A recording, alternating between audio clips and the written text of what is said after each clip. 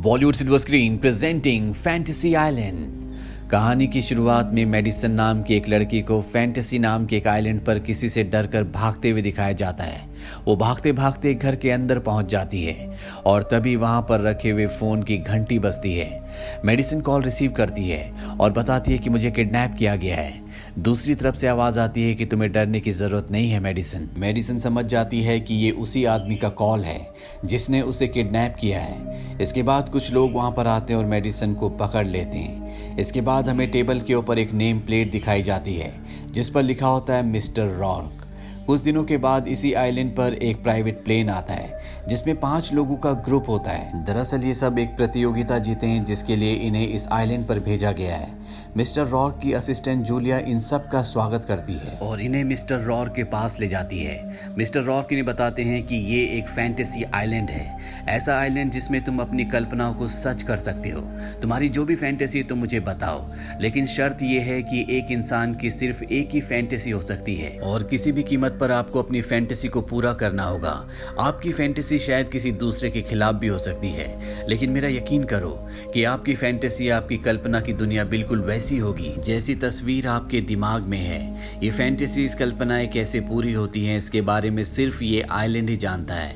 और अब रॉर्क यहाँ पर इन 5 में से 2 भाइयों को, जिनका नाम जेडी और ब्रैक्स है, एक बहुत ही शानदार पार्टी में ले जाता है। दरअसल जेडी की यही फैंटेसी होती है और जेडी की फैंटेसी के अकॉर्डिंग उसे ये माहौल मिल जाता है। वहीं 5 में से 2 पैट्रिक्स और मिलेनी भी एक दूसरे को अपनी अपनी फैंटेसी बताते हैं। पैट्रिक्स बताता है कि वो आर्मी में जाना चाहता था पर उसकी मॉम ने उसे इजाजत नहीं दी, इसीलिए वो पुलिस में भर्ती हो गया।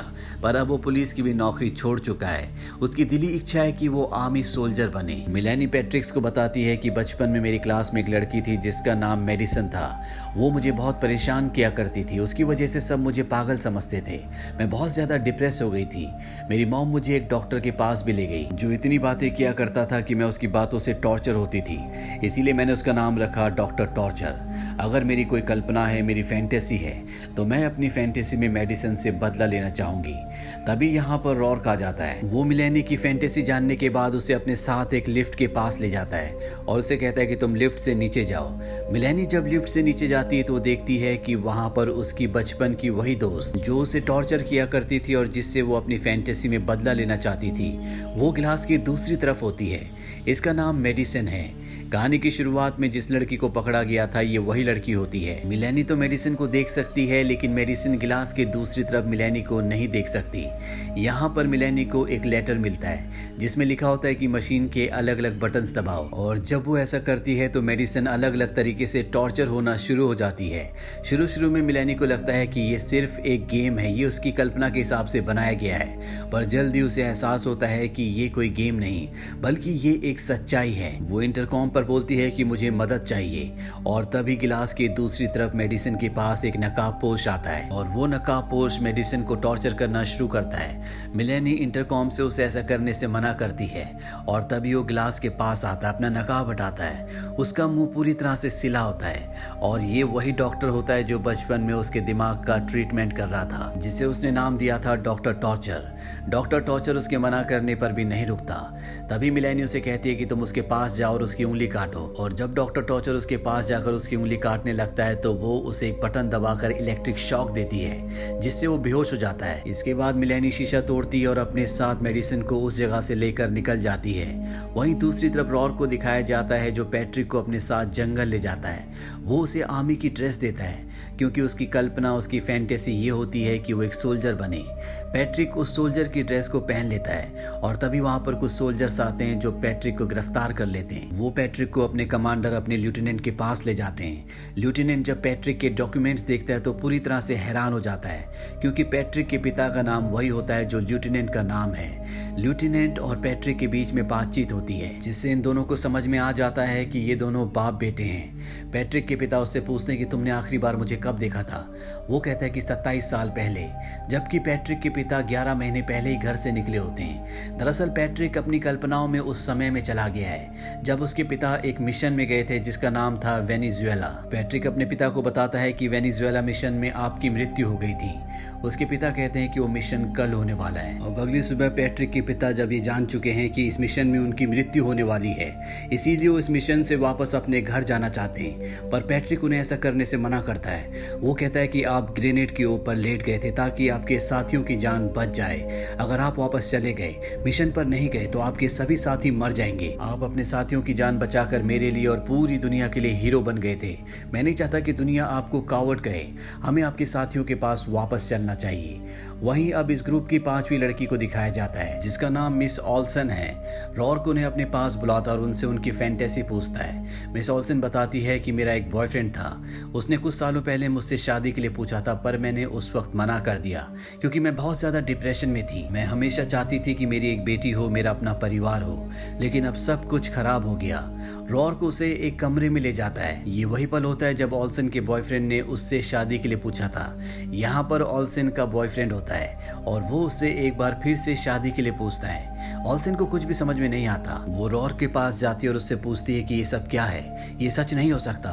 रॉर्क कहता है कि ये है फैंटेसी आइलैंड, अगर तुम मानोगी तो सच होगा। इसके बाद वो अपने बॉयफ्रेंड के पास जाती है और वो उससे शादी के लिए पूछता है। इस बार ऑल्सन हाँ कह देती है। रात को वो अपने बॉयफ्रेंड के साथ सो जाती है। सुबह जब वो उठती है तो देखती है कि सब कुछ बदला हुआ है। वो रॉर्क के पास जाती है और कहती है कि ये सब एक सपना था। रॉर्क उसके मोबाइल में उसे उसकी बेटी की फोटो दिखाता है और यहाँ पर ऑल्सन की यादों में अब उसकी बेटी की भी यादें जुड़ना शुरू हो जाती है। ऑल्सन को कुछ भी समझ में नहीं आ रहा होता। रॉर्क उसे बताता है कि इस आइलैंड के बारे में मैंने सालों पहले सुना था। मैंने कई साल लगा दिए इस आइलैंड को ढूंढने में। मेरी पत्नी भी मेरे साथ इस सफर में चली थी, पर स्वास्थ्य खराब होने की वजह से उसकी मृत्यु हो गई। जब मैं इस आइलैंड पर पहुंचा तो मैंने चाहा कि काश मेरी पत्नी मेरे साथ होती और वो एक बार फिर से जिंदा हो गई। जब तक मैं इस आइलैंड पर रहूंगा वो मेरे साथ रहेगी, ठीक उसी तरह से जिस तरह से तुम्हारी कल्पनाओं में तुम्हारी बेटी और तुम्हारा बॉयफ्रेंड जो अब तुम्हारा पति है वो पूरी तरह से सच हो गया है। वहीं दूसरी तरफ जेडी और ब्रेक्स को दिखाया जाता है जो अपनी फैंटेसी में एक शानदार घर में लड़कियों से घिरे हुए हैं। तभी यहाँ पर इस घर का मालिक आ जाता है जो कि एक ड्रग डीलर भी है। वो यहाँ पर अपने साथियों के साथ गोलियां चलाना शुरू कर देता है। ब्रेक्स और जेडी एक कमरे में चले जाते हैं जहाँ से ब्रेक्स रॉर्क को कॉल करता है और बताता है कि हम पर यहाँ पर कोई गोलियां चला रहा है। रॉर्क बताता है कि शायद उस घर का मालिक आ गया है, इसमें मैं तुम्हारी कोई मदद नहीं कर सकता, तुम्हें अपनी फैंटेसी को पूरा करना ही होगा। इसके बाद वो फोन काट देता है और अब इस घर का मालिक यानी कि ड्रग डीलर इन तक पहुंच जाता है। हालांकि अभी भी इन्हें ये मजाक लग रहा होता है, लेकिन जब ड्रग डीलर जेडी का हाथ काटने वाला होता है तो इन्हें समझ में आ जाता है कि ये कोई मजाक नहीं है। अभी ड्रग डीलर से कहते हैं कि हमने अपनी फैंटेसी में ये सब कुछ कभी भी नहीं सोचा था। ड्रग डीलर कहता है कि शायद ये मेरी फैंटेसी है, बताओ मेरे पैसे कहाँ पर है। हालांकि इन्हें पैसों के बारे में कुछ नहीं पता होता, पर ब्रेक्स झूठ बोल देता है कि वो नीचे हैं। इसके बाद ब्रेक्स और ड्रग डीलर नीचे आते हैं जहां पर ब्रेक्स बड़ी चालाकी से इन्हें धोखा देकर एक कमरे में चला जाता है। वहां से वो एक ग्रेनेड लेता है और इन्हें धमकी देता है कि मेरे साथ ऊपर चलकर मेरे भाई को छोड़ दो, नहीं तो मैं ग्रेनेड ब्लास्ट कर दूंगा। अब जब ये ऊपर जा रहे होते हैं तभी यहाँ पर पैट्रिक, उसके पिता और उसके पिता के सोल्जर्स आ जाते हैं। पैट्रिक ब्रेक्स को देखकर हैरान हो जाता है। ब्रेक्स पैट्रिक से कहता है कि तुम मेरी फैंटेसी में क्या कर रहे हो। पैट्रिक कहता है कि ये मेरी फैंटेसी है। दरअसल पैट्रिक्स के पिता की जिस जगह पर मृत्यु हुई थी यानी कि वेनेजुएला, ये वही जगह होती है।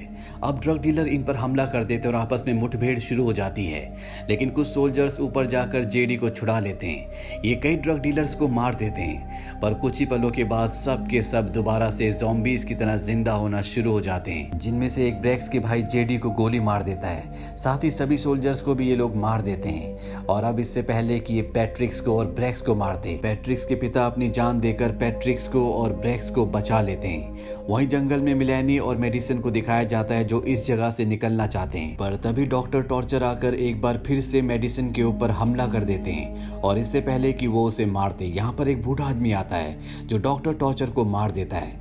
इसके बाद बूढ़ा आदमी इन दोनों को एक गुफा में ले जाता है जहाँ पर एक पत्थर होता है। इस पत्थर में मेडिसन को अपनी फैंटेसी दिखती है जिसमें वो अपने पति के पास वापस जाना चाहती है। वो बूढ़े आदमी से पूछती है कि ये कैसी जगह है। वो बताता है कि मैं एक इन्वेस्टिगेटर हूँ, 3 हफ्ते पहले मैं यहाँ पर आया था। दरअसल मेरा एक क्लाइंट है जो इस पूरी जगह पर कब्जा करना चाहता है, इसीलिए उसने मुझे यहाँ पर भेजा था, जिसके लिए उसने मुझे एक अच्छी खासी रकम दी थी। पर जब मैं यहाँ पर आया तो मेरी फैंटेसीज घटना शुरू हो गई। मेरी बेटी जिसे मैंने सालों पहले खो दिया था वो मेरे सामने आ गई, जिसे पाकर मैं बहुत खुश हुआ। पर धीरे धीरे सब कुछ बिगड़ना शुरू हो गया। मेरे पास एक सैटेलाइट फोन था जिसे रॉर्क ने तोड़ दिया, इसीलिए मैं इस जगह के बारे में किसी को कुछ नहीं बता पाया।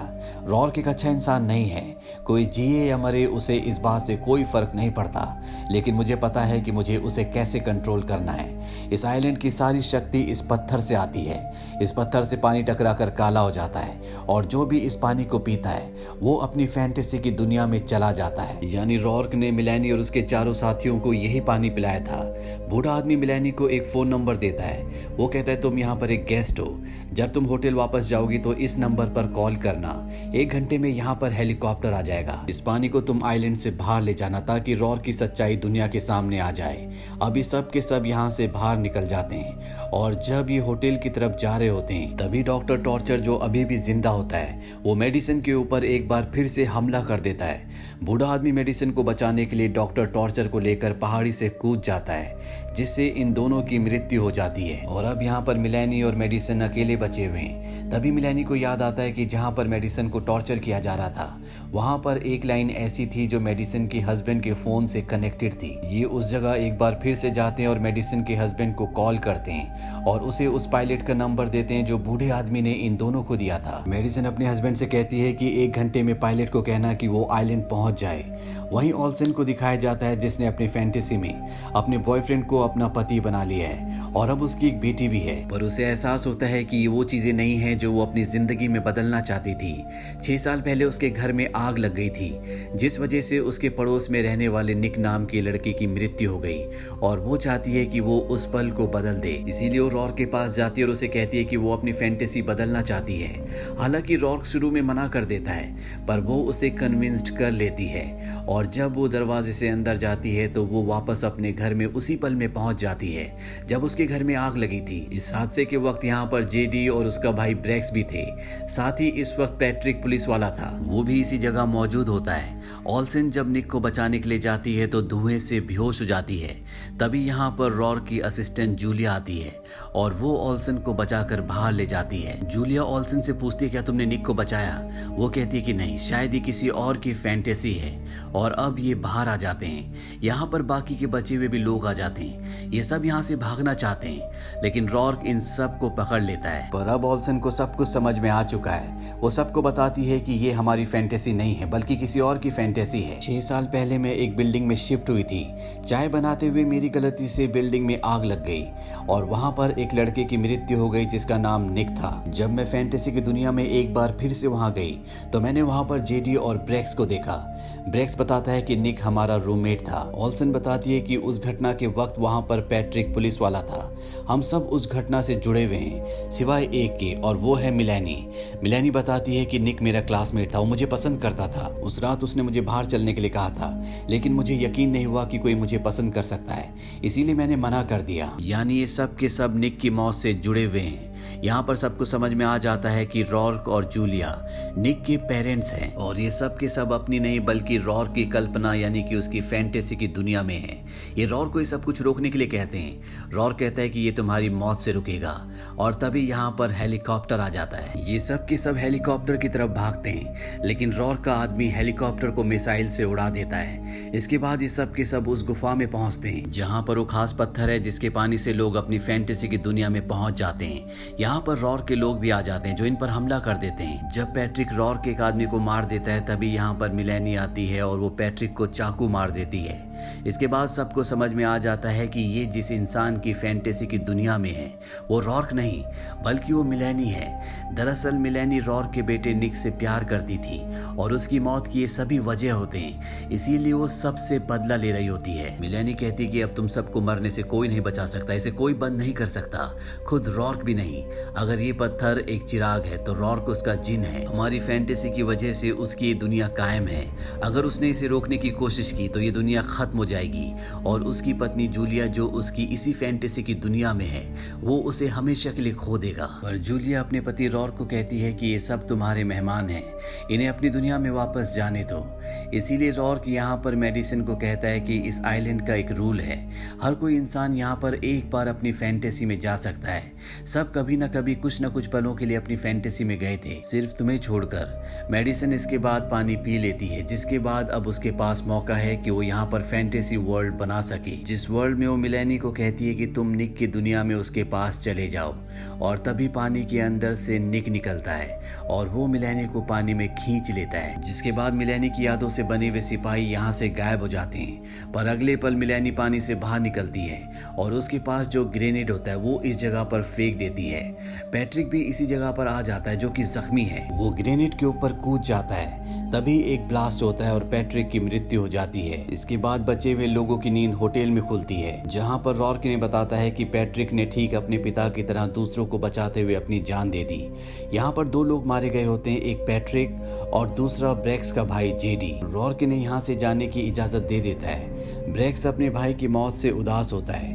रॉर्क उसके पास आता और कहता है कि तुम अपने भाई की फैंटेसी में थे, तुम्हारे पास एक मौका है, तुम अपनी फैंटेसी मांग सकते हो। ब्रेक्स कहता है कि मुझे मेरा भाई वापस चाहिए। रॉर्क कहता है कि अगर तुमने अपने भाई को वापस बुलाया तो तुम्हें हमेशा इसी आइलैंड पर रहना होगा।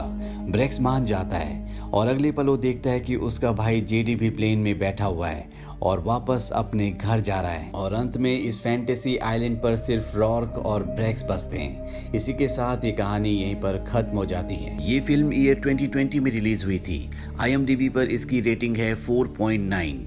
इस फिल्म का बजट था $7 मिलियन और बॉक्स ऑफिस पर इसने कमाई की थी $49 मिलियन की।